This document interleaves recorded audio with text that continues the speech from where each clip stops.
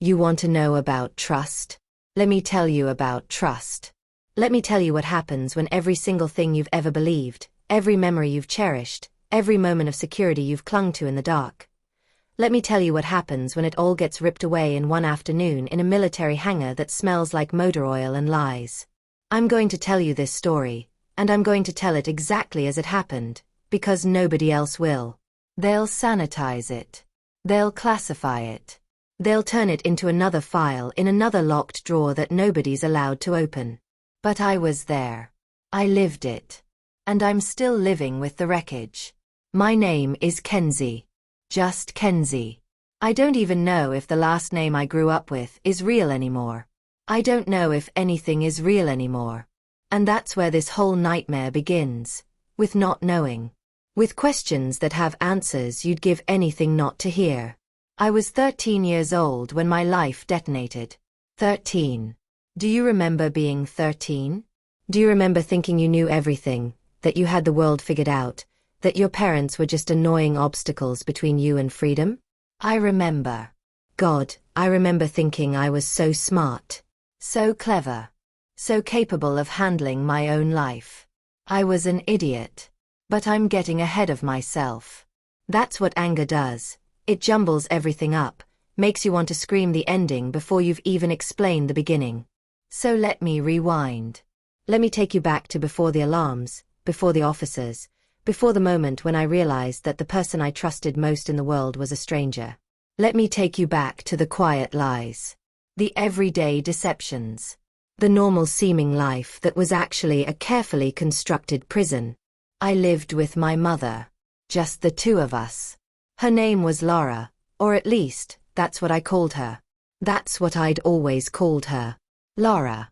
Mom. The woman who made pancakes on Sunday mornings and checked my homework and told me she loved me every single night before bed. The woman who was so strict about certain things that I'd learned to just accept it as her personality. Her quirks. Everyone's parents have quirks, right? Everyone's mom has weird rules that don't make sense. Except Lara's rules weren't quirks. They were survival mechanisms. They were the bars of a cage I didn't even know I was in. We didn't do certain things. We didn't go to certain places. And above all, above everything else, we didn't go anywhere near military bases. Not that it seemed strange at the time. Plenty of people don't like the military. Plenty of people think it's all violence and bureaucracy and waste. I just thought my mom was one of those people. A pacifist, maybe. Someone who'd seen too many news reports about wars overseas and decided she wanted nothing to do with it. But it was more than that. So much more. And the signs were there. God, the signs were everywhere. But I was 13 and stupid and I didn't see them. She wouldn't sign permission slips for certain field trips. Anywhere that required background checks or parental verification, she'd just shake her head and say no. Museums were fine. The zoo was fine.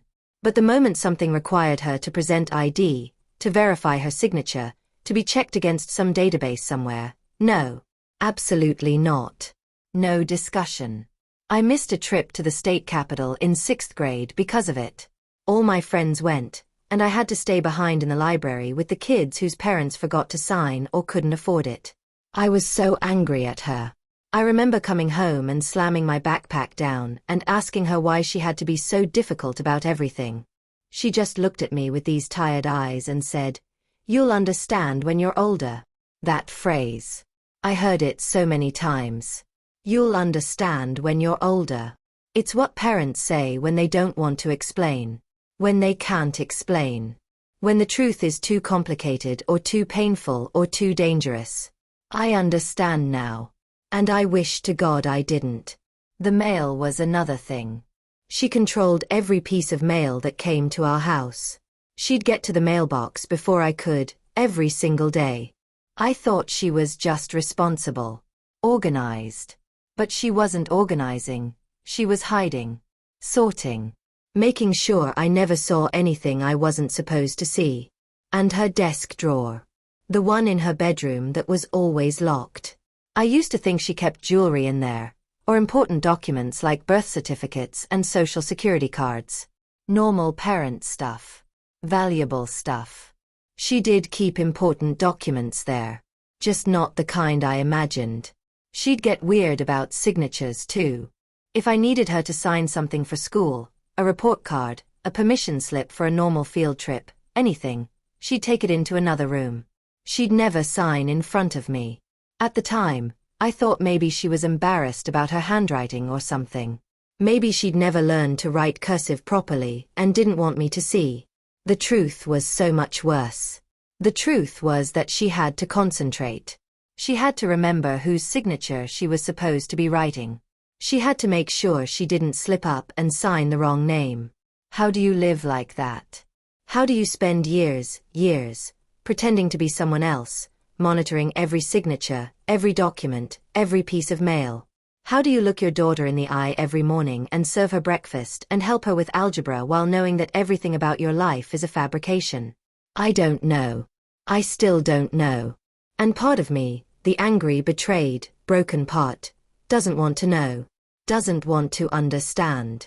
Doesn't want to find empathy for what she did. But I'm getting angry again. I'm jumping ahead. Let me stay in the past a little longer. Let me show you how it all fell apart. It started with a field trip. Something so simple. So innocent. The kind of thing that happens at schools across the country every single day. My 8th grade class was going to visit a military aviation center. It was supposed to be amazing. We'd get to see fighter jets up close, talk to pilots, learn about aviation technology and engineering. Half the kids in my class were obsessed with planes. The other half just wanted to get out of regular classes for a day. I fell somewhere in the middle. I thought it would be cool. Interesting. A good story to tell. Nothing life-changing. Nothing that would detonate my entire existence. We got the permission slips on a Friday. Our teacher, Mr. Davenport, passed them out at the end of class and told us they needed to be returned by the following Wednesday. He emphasized that this trip was different from our usual field trips. Because we'd be entering an active military installation, all permission slips would be verified. Parents would need to provide signatures that matched their ID. Basic security protocols. I took the slip home and didn't think anything of it. I'd been on field trips before. This was just one more form for my mom to sign. Except she wouldn't sign it. I showed it to her that evening while she was making dinner. She was at the stove, stirring pasta sauce, and I slid the form across the kitchen counter toward her. Field trip next month, I said. Need your signature. She didn't even look at it. Where to? Aviation center. We get to see fighter jets and stuff. The spoon stopped moving. She went completely still. Then very slowly, she set the spoon down and picked up the form. I watched her read it. I watched her face change. It wasn't anger, exactly. It was something else. Something that looked almost like fear. No, she said. Just like that. No. What? Why not? We don't go near bases, Kenzie. You know that.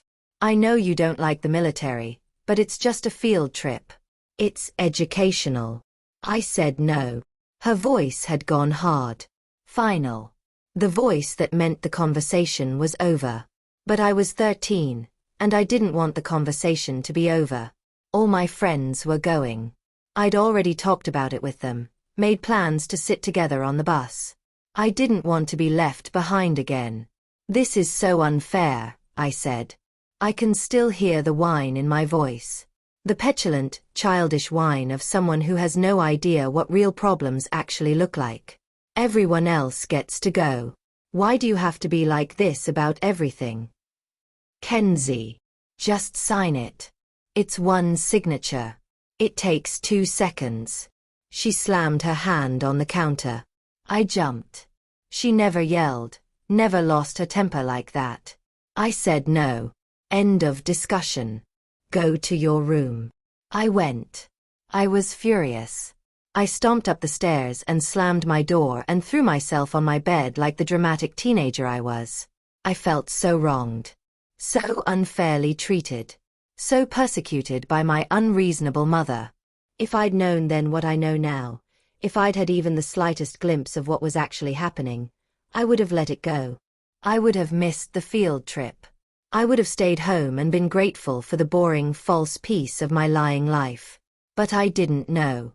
So instead of letting it go, I did something stupid. I decided to forge her signature. I'd seen her sign things before, from a distance.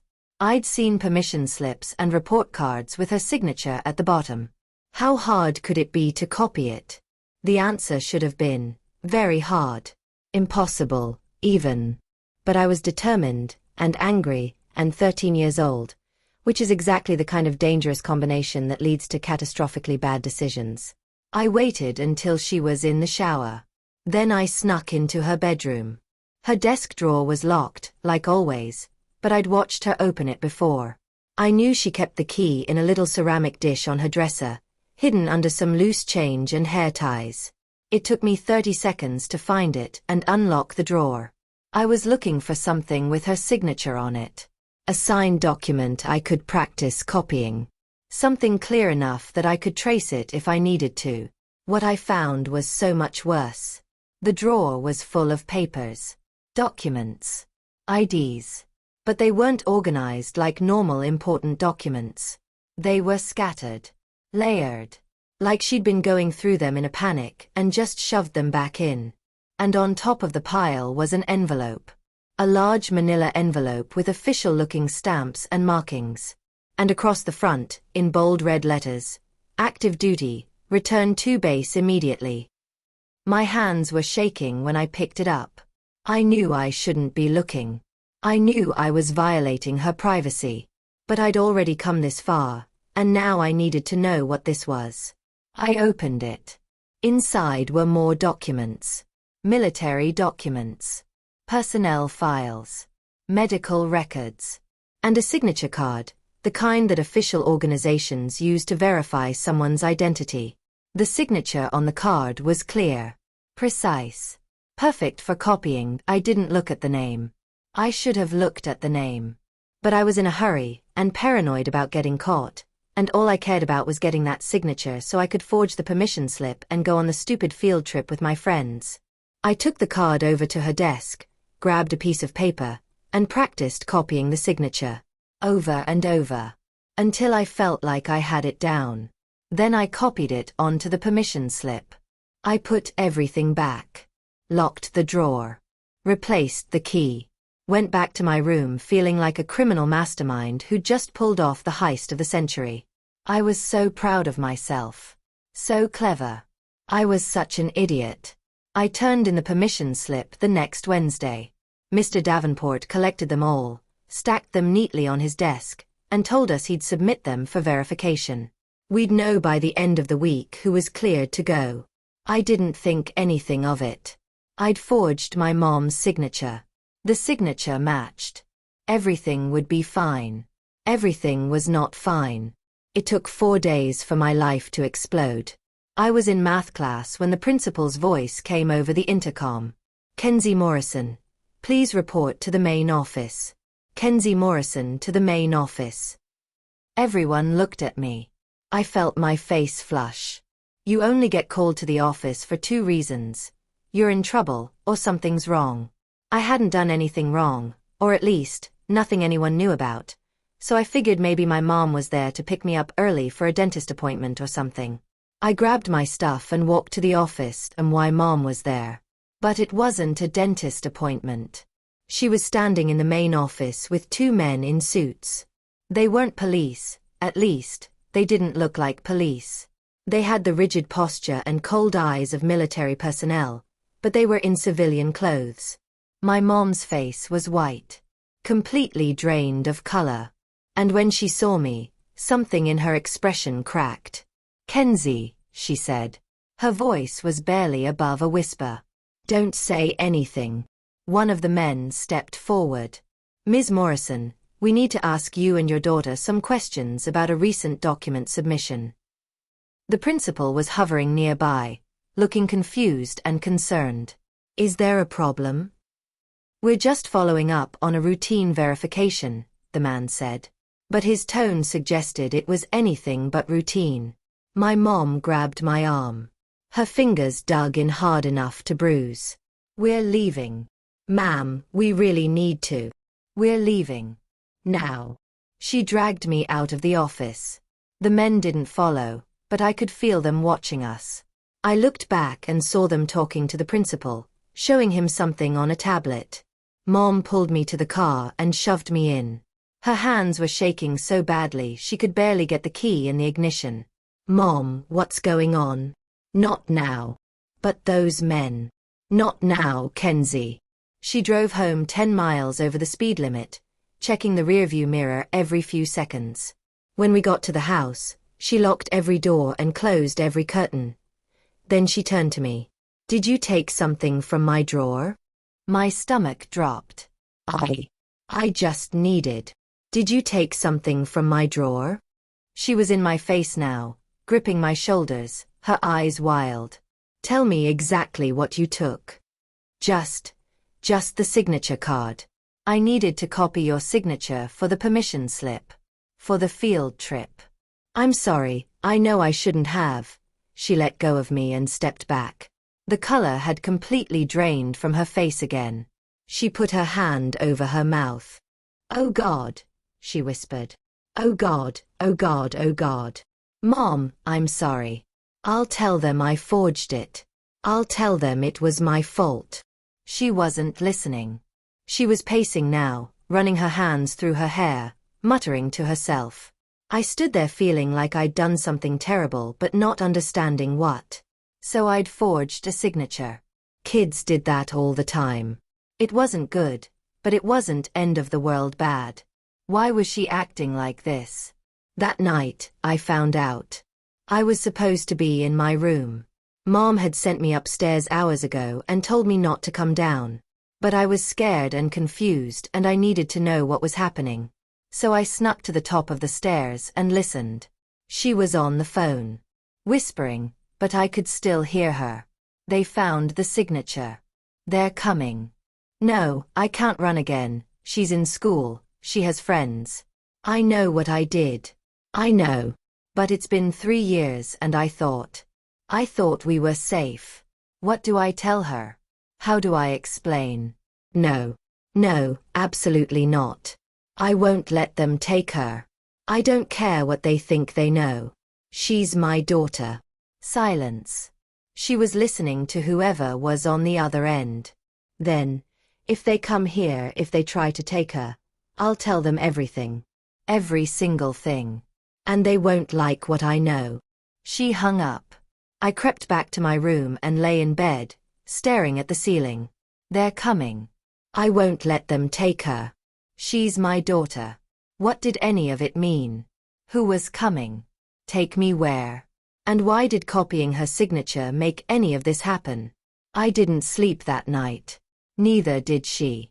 I could hear her downstairs, pacing, making phone calls, moving things around. When morning came, she was sitting at the kitchen table with a cup of untouched coffee and eyes that looked like she hadn't slept in days. "Get dressed," she said. "Professional clothes.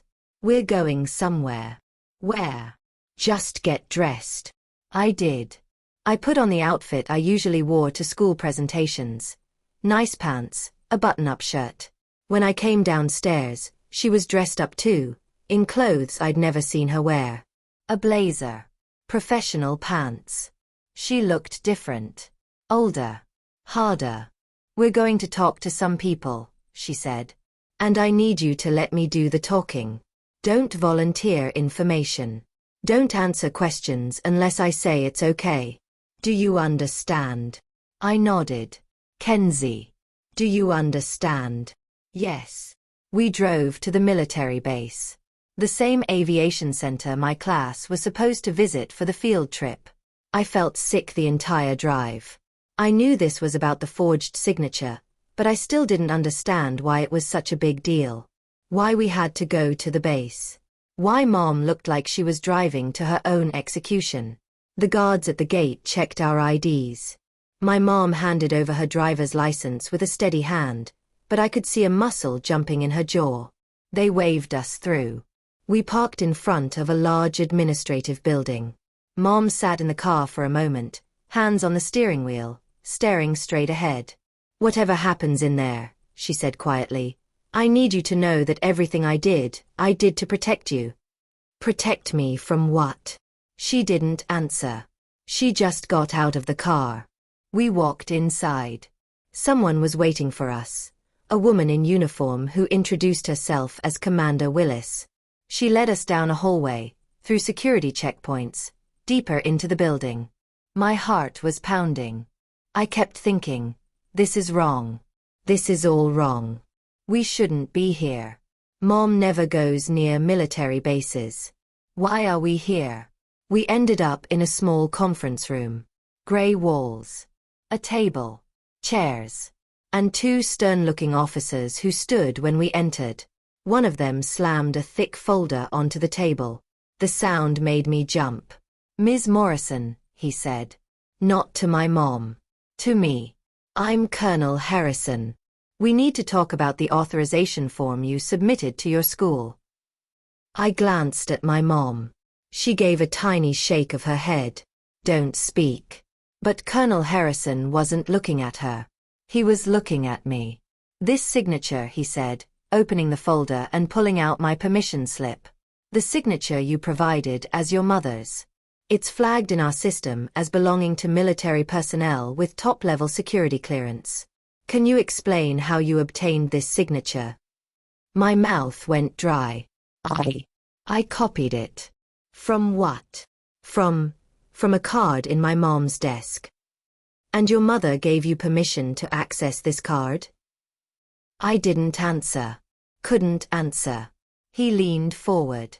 "This authorization form has been flagged as potentially fraudulent because the signature matches classified military credentials. So I'll ask you again, who signed this for you?" "I did," I said, my voice breaking.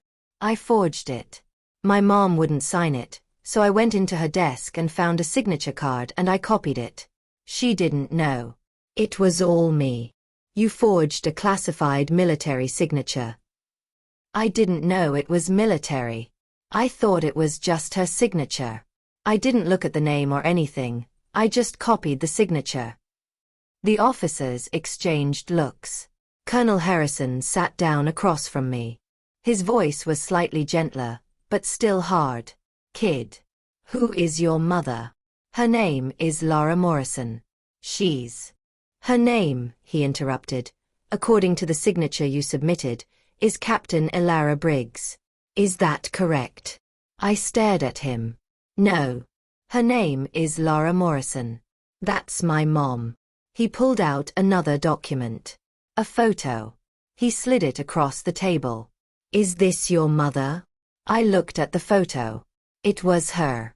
Younger, in military uniform, but definitely her. "Yes," I whispered.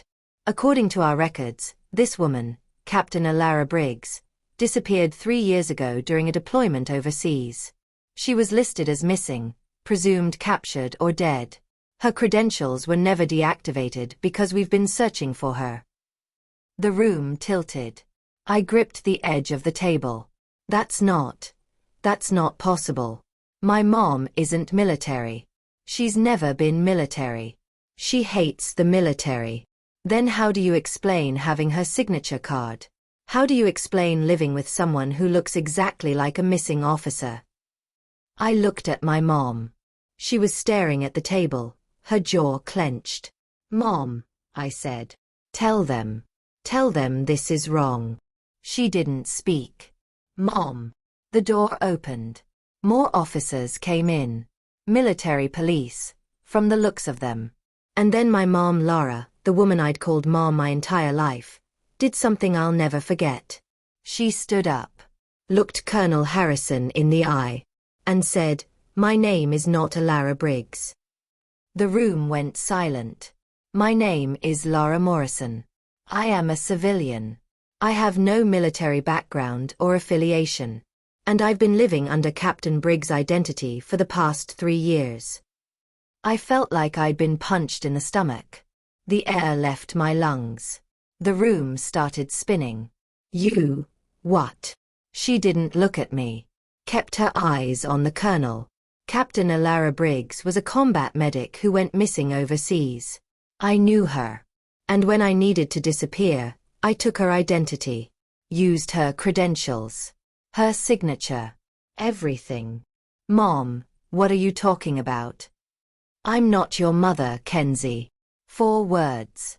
4 words that shattered my entire world. I'm not your mother. That's not true, I said. But my voice sounded far away. Like someone else was speaking. You're my mom. You've always been my mom. I've raised you, she said, still not looking at me. For 7 years, I've taken care of you. But I'm not your biological mother. And my real name isn't Laura Morrison. The room was spinning faster now. I couldn't breathe. Couldn't think. Officers, Colonel Harrison said quietly. 2 MPs stepped forward. They put handcuffs on my mom. On Laura. On whoever she was. I lunged forward. No. Don't.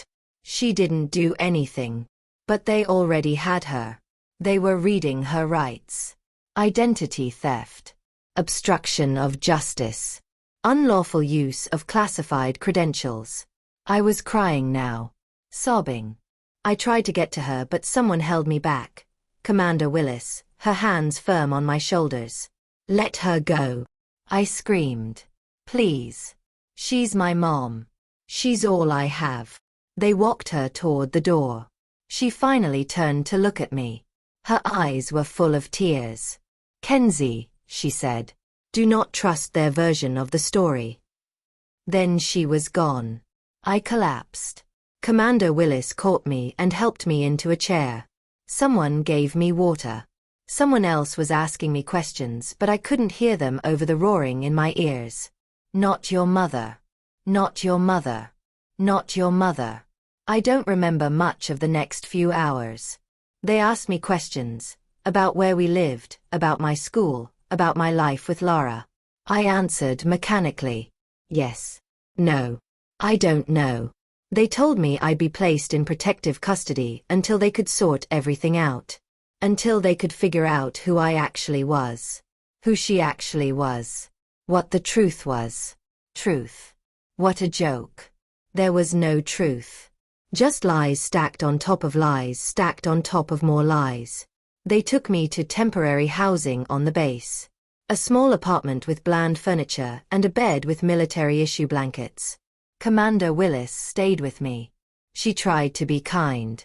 Tried to explain that they were working to understand the situation, that everything would be okay. But nothing was okay. Nothing would ever be okay again. My entire life was a lie. The woman I'd called Mom for as long as I could remember wasn't my mother. Wasn't even who she said she was. She'd stolen someone's identity. Someone who was missing. Maybe dead. And me. Who was I? Where did I come from? If Laura wasn't my mother, then who was?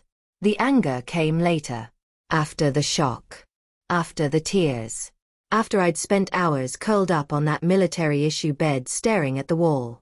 The anger came and it was huge. All-consuming. A wildfire that burned through everything. She lied to me. Every day, every moment, every bedtime story and breakfast and homework session, all of it built on lies. She looked me in the eye and told me she was my mother when she wasn't. She made me call her mom. Made me trust her. Made me love her. And it was all fake. I wanted to scream. To break things. To hurt her the way she'd hurt me. But she wasn't there. She was in custody somewhere, facing charges I didn't fully understand, living with consequences I couldn't comprehend. And I was alone. Commander Willis checked on me that night. She brought food I didn't eat and asked questions I didn't answer. Finally, she sat down across from me. I know this is overwhelming, she said. I know you're confused and scared and angry. But I need you to understand something. We're not your enemy here. I laughed. It came out bitter and harsh. You arrested my mom. We arrested a woman who committed identity theft and possibly obstruction of justice. We don't know the full story yet. But we will. She said not to trust your version. I know. And that's your choice to make. But Kenzie, if your mother isn't who she says she is, we need to find out who she was running from. Who she was hiding from. Because people don't steal identities for no reason. People don't disappear for 7 years unless something made them run. I didn't want to hear it. Didn't want to think about it. I wanted to be angry. Anger was easier than fear. But later, when Commander Willis left and I was alone again, her words echoed in my head. Who was she running from? Why did she take me? If she wasn't my mother, who was? I didn't sleep. I lay in bed watching shadows move across the ceiling, listening to the unfamiliar sounds of the military base. Vehicles. Footsteps. Voices calling out orders. Somewhere in this place, Laura was locked up. Probably being interrogated. Probably refusing to answer questions. Just like she'd refused to answer mine for years. Secrets. So many secrets. And I'd been living in the middle of them without even knowing. Around midnight, I heard a phone ring. It wasn't a normal ring tone. It was sharp. Official. The kind of sound that meant business. I sat up and looked around. There was a phone on the desk, one of those old secure line phones with a coiled cord and no buttons except the receiver. It was ringing. I stared at it. Who would call me here? How would anyone even know this number? It rang again. Insistent, I got out of bed and walked to the desk. My hand hovered over the receiver. It rang a third time. I picked it up. Hello. For a moment, there was only static. Then a voice, distorted, like it was being run through a filter or scrambler. Kenzie Morrison. It wasn't a question. They knew who I was. Who is this? Listen carefully. You don't have much time. The people holding you think they know what's happening. They don't. My heart was pounding. What are you talking about? The woman you call your mother. Laura. She didn't steal Captain Briggs' identity. Yes, she did. She admitted it. I heard her. She was protecting Ilara. They both were protecting each other. I gripped the phone tighter. That doesn't make sense. Captain Briggs is missing. They said she's probably dead. Captain Ilara Briggs is alive. And she's been looking for you. The room tilted again. I sat down hard in the desk chair. Looking for me? Why? I don't even know her. You do. You just don't remember. That's insane. None of this makes sense. The voice on the other end paused. When they spoke again, their tone was gentler. Sadder. Your mother, your biological mother, is Ilara Briggs. She didn't go missing overseas. She went into hiding. And she left you with the only person she trusted to keep you safe. No. No, no, no. You're lying. This is some kind of trick. Some kind of... Kenzie. In 3 days, people are going to come for you. People who've been looking for Ilara for a very long time. They'll use you to get to her. And when they do, neither of you will be safe. You need to trust Laura. Whatever she told you, whatever she did, she was protecting you. From them. Who are they? Who's coming? The same people Ilara was running from. The same people who would kill you both to keep their secrets. The line went dead. I sat there holding the phone, listening to the dial tone, feeling like I'd just stepped off a cliff into free fall. My mother is Ilara Briggs. People are coming for me. 3 days. I wanted to scream. To cry. To throw the phone across the room and pretend I'd never answered it. But I couldn't. Because somewhere deep down, underneath all the anger and betrayal and confusion, I knew the voice on the phone was telling the truth. Laura had been protecting me. From something. From someone. And now whatever she'd been running from had found us. I spent the rest of the night sitting at that desk, staring at the phone, waiting for it to ring again.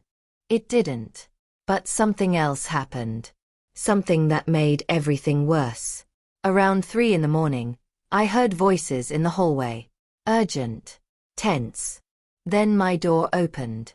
Commander Willis stood there, flanked by 2 guards. Her face was grim. Kenzie. I need you to come with me. Now. What's happening? There's been a development. We need to move you to a secure location. What kind of development? She hesitated. Then, someone tried to access the detention facility where we're holding Laura. We don't know who they were or how they got past security. But they were specifically looking for her. The voice on the phone had been right. They're coming. I stood up, my legs shaking. Is she okay? Is Laura okay? She's fine. But we can't take any chances. You're being moved to a safe house until we can determine what's going on. They took me out through back corridors and underground passages I didn't know existed. We came up in a parking garage where an unmarked black SUV was waiting. Commander Willis got in with me. 2 other officers I didn't recognize took the front seats. We drove through the dark with no headlights, taking turns I couldn't track, until we arrived at a nondescript house in what looked like a residential neighborhood. Inside, there were more officers. Communications equipment. Maps on the walls. It looked like a command center disguised as a suburban home. A new officer approached me. She was older than Commander Willis, with gray hair and sharp eyes. She introduced herself as Major Lexi Hart. Kenzie, she said, her voice calm and steady. I know the last 24 hours have been traumatic. I know you're scared and confused. But I need you to understand that your safety is our top priority. Someone called me, I said. Tonight. On the secure line in my room. They told me people were coming for me. They told me my real mother is Alara Briggs. Major Hart's expression didn't change, but I saw something flicker in her eyes. Concern. Or maybe confirmation. What else did they say? That Laura was protecting me. That people are coming in 3 days. That they'll use me to get to Alara. She exchanged looks with Commander Willis. We need to move up our timeline, Commander Willis said quietly. Agreed. What timeline? I demanded. What's happening? Major Hart sat down across from me. 3 years ago, Captain Alara Briggs was working as a combat medic in a classified operation overseas. Her unit was ambushed. Most of them died. She survived, but what she witnessed, what she learned during that operation, made her a target. A target for who? We don't know. That's what we've been trying to find out. She went into hiding before she could be debriefed. Took her daughter, took you, and disappeared. We've been searching for her ever since. So you're the people she was running from? No. We're the people trying to keep her safe. Trying to keep you safe. But there are others, people with much more dangerous intentions, who want to find her too. I felt like I was drowning in information I couldn't process. And Laura. Laura Morrison appears to be exactly who she says she is. A civilian with no military background who became your guardian. We're still trying to understand how she and Alara knew each other. What their connection is. But given what happened tonight, someone trying to access the detention facility, it's clear that whoever's looking for Alara knows we have Laura. And they know we have you. So what happens now? Major Hart leaned forward. Now we find out the truth. All of it. Starting with who Laura Morrison really is, and why she was willing to risk everything to protect you. Over the next 2 days, they interrogated Laura. I wasn't allowed to see her, but I heard pieces. Fragments. Things the officers said when they thought I wasn't listening. She wasn't cooperating. Wouldn't answer questions about where she'd been. Wouldn't explain how she knew Alara. Just kept repeating that she was protecting me and that they were asking the wrong questions. Meanwhile, I was stuck in that safe house, surrounded by people I didn't know, cut off from everything familiar. I was angry. So angry. At Laura for lying. At Alara, my supposed real mother, for abandoning me. At the people who'd turned my life into some kind of military thriller I never asked to be part of. But underneath the anger was fear. Because the voice on the phone had said 3 days. And it was almost day 3. Major Hart spent time with me, trying to gain my trust. Trying to get me to remember anything about my early childhood that might help them understand what was happening. But I didn't remember. My earliest memories were of living with Laura in a small apartment in a city I could barely picture now. We'd moved so many times since then. Never stayed anywhere longer than a year or 2. I'd thought it was because of her job. She did freelance work, data entry, bookkeeping, things she could do from home. I thought we moved because she got contracts in different places. But that was a lie too.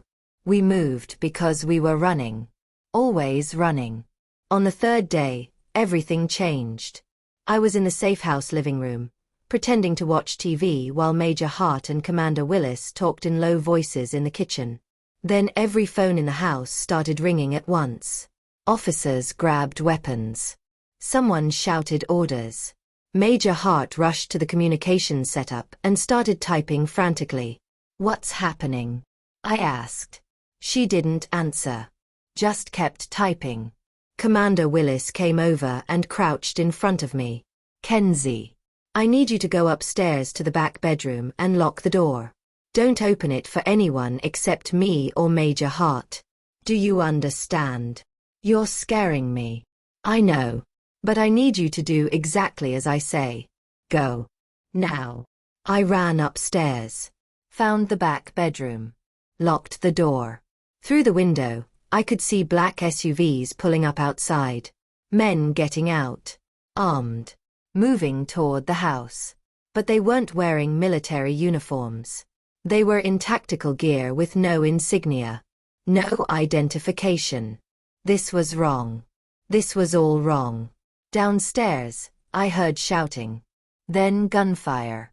I dropped to the floor, my heart trying to punch through my ribcage. More gunfire. Shouting. The sound of furniture breaking. Then silence. Footsteps on the stairs. Heavy. Multiple people. Someone tried the door. The handle rattled. Kenzie Morrison. "We know you're in there. Open the door." Not Commander Willis. Not Major Hart. A voice I didn't recognize. "The officers downstairs are unconscious, not dead. We don't want to hurt anyone. We just need you to come with us." "Go away," I shouted. "I'm not going anywhere. Your mother sent us. Ilara. She's waiting for you." I pressed myself against the far wall. "I don't believe you. She said you'd have questions. She said to tell you that she's sorry she couldn't keep you safe herself. That she tried. That giving you to Laura was the hardest thing she ever did." Footsteps on the stairs. Heavy. Multiple people. Someone tried the door. The handle rattled. Kenzie Morrison. "We know you're in there. Open the door." Not Commander Willis. Not Major Hart. A voice I didn't recognize. "The officers downstairs are unconscious, not dead. We don't want to hurt anyone. We just need you to come with us." "Go away," I shouted. "I'm not going anywhere. Your mother sent us. Ilara. She's waiting for you." I pressed myself against the far wall. "I don't believe you. She said you'd have questions. She said to tell you that she's sorry she couldn't keep you safe herself. That she tried. That giving you to Laura was the hardest thing she ever did." I didn't answer. Couldn't. "Or you can come with us. See your real mother. Get answers. Make your own choice about what happens next." The door behind them exploded inward. Not from their side, from the stairs. Commander Willis stood there, gun drawn, blood running down the side of her face. "Get away from her," she said. The men turned. I couldn't see what happened next, but I heard the fight. Heard Commander Willis shout for me to stay down.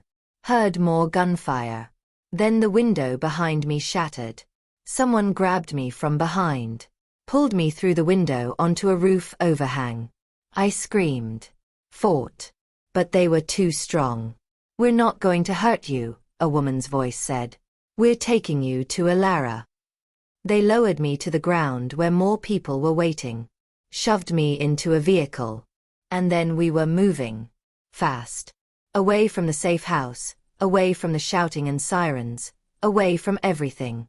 I was being kidnapped. Or rescued. I didn't know which. The drive lasted hours. Or maybe minutes. I couldn't tell. Time had stopped meaning anything. Eventually, we stopped. They pulled me out of the vehicle. Gently, but firmly. We were at a small airport. Private. A plane was waiting.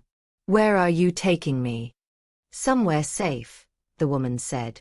Where they can't track you. Who's they? The people who killed Ilara's unit. The people who've been hunting her for 3 years. The people who would use you as leverage to make her come out of hiding. They walked me toward the plane. I was too exhausted to fight. Too overwhelmed to process what was happening. At the top of the stairs, someone was waiting. A woman. Mid-30s. Dark hair. Tired eyes. She looked at me. And her face crumpled. Kenzie, she whispered. I knew that face. Not from memory. Not from any specific moment I could recall. But I knew it. Deep down. In some fundamental, biological way. This was my mother. Ilara. She stepped forward like she wanted to hug me. I stepped back. Don't, I said. My voice was shaking. Don't touch me. Pain flashed across her face, but she nodded. Okay. I understand. No, you don't. You don't understand anything. You left me. You gave me away. You let me grow up thinking someone else was my mother. You ruined my life. I saved your life, she said quietly. What happened to my unit? The people who did that, they would have killed you to get to me. I had to make a choice. Keep you with me and risk your death, or give you to someone I trusted and let you live. You chose wrong. She flinched like I'd hit her. Maybe I did. But I'm here now.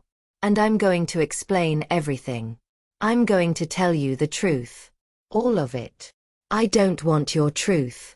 I want my life back. The life I had before I forged that stupid signature. That life was always temporary, Kenzie. It was always going to end. I'm just sorry it happened this way. They made me get on the plane. I didn't have a choice. As we took off, I looked out the window at the ground falling away below. Somewhere down there, Commander Willis and Major Hart were probably trying to find me. Laura was still in custody, probably being blamed for my disappearance. And I was in the air with a stranger who claimed to be my mother, flying towards some unknown destination, my entire life in ruins behind me. The anger was still there. Huge and burning and all-consuming. But so was the fear. And the pain. And the horrible, creeping realization that nothing would ever be the same again. Ilara sat across from me. She didn't speak. Just watched me with those sad, tired eyes. Finally, I couldn't take the silence anymore. Why? I asked. Why did you give me to her? Why Laura? She took a breath. Because she's my sister. Another bomb. Another revelation that shattered what little sense I'd made of the world. Your sister. Yes.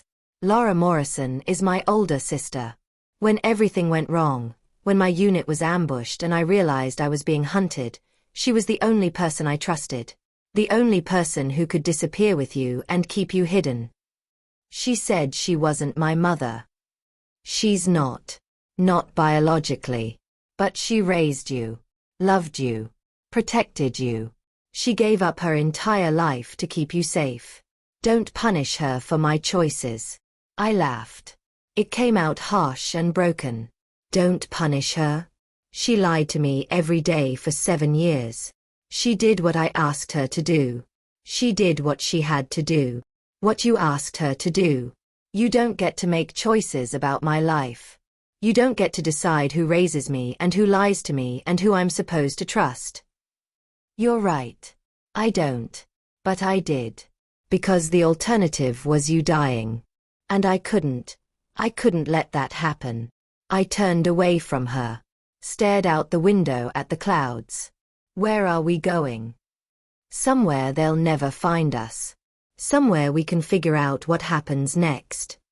What happens next is I go back. Back to my school. My friends. My life. You can't, Kenzie. I'm sorry, but that life is gone. The moment you forged that signature, the moment the military started investigating, you became visible. And once you're visible, you're in danger. So what? I just disappear. I just stop existing as Kenzie Morrison and become someone else. If that's what it takes to keep you alive, yes. I wanted to scream at her. To tell her she was wrong. To demand she take me back. But deep down, I knew she was right. The people who'd stormed the safe house weren't there to help me. Major Hart and Commander Willis weren't just protecting me out of kindness. Everyone wanted something from me. Everyone saw me as a tool. A pawn. Even Elara. My own mother. We flew for hours. I didn't speak. Neither did she. When we landed, it was dark. We were somewhere rural. I could see mountains in the distance, trees everywhere, no lights except the ones at the small airstrip. More people were waiting. They greeted Elara with nods and quick words I couldn't hear. She led me to another vehicle. We drove to a cabin in the woods. Remote. Isolated. The kind of place where you could scream and nobody would hear. Inside, it was sparse but functional. A kitchen. A living area. Bedrooms upstairs. This is where we'll stay, Elara said. For now. Until it's safe. It'll never be safe. Maybe not. But we'll do our best. She showed me to a bedroom. Clean. Simple. A bed, a dresser, a window that looked out at the dark forest. Get some rest, she said. We can talk more tomorrow. I don't want to talk. I know. But we will anyway. Because you deserve answers. And I'm going to give them to you. She left. Closed the door. I sat on the bed and stared at the wall. Everything I knew was gone. My home. My school. Laura. The life I'd built, however false it had been. Gone. And in its place was this. A stranger who claimed to be my mother. A cabin in the woods. A future that was nothing but question marks and danger. I cried that night. Cried until I had nothing left. Until I was empty and hollow and too exhausted to feel anything anymore.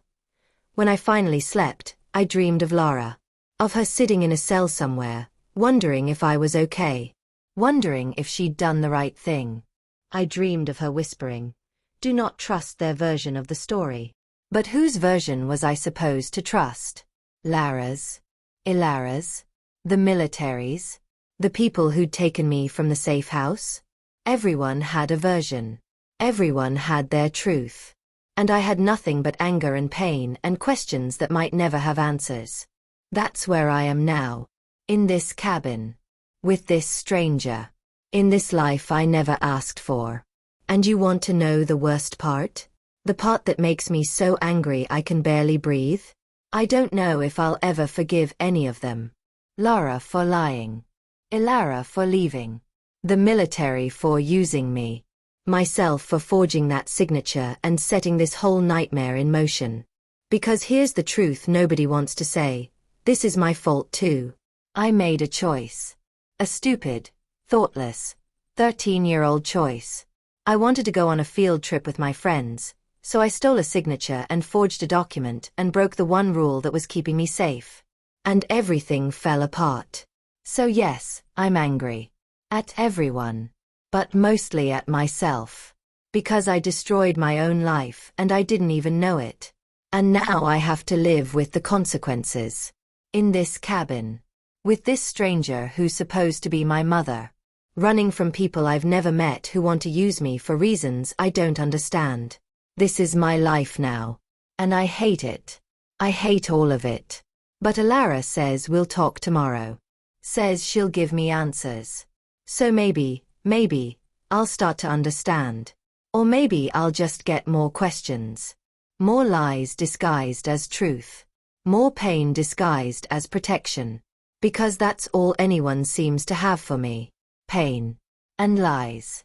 And the cruel promise that someday, somehow, it'll all make sense. But I don't think it will.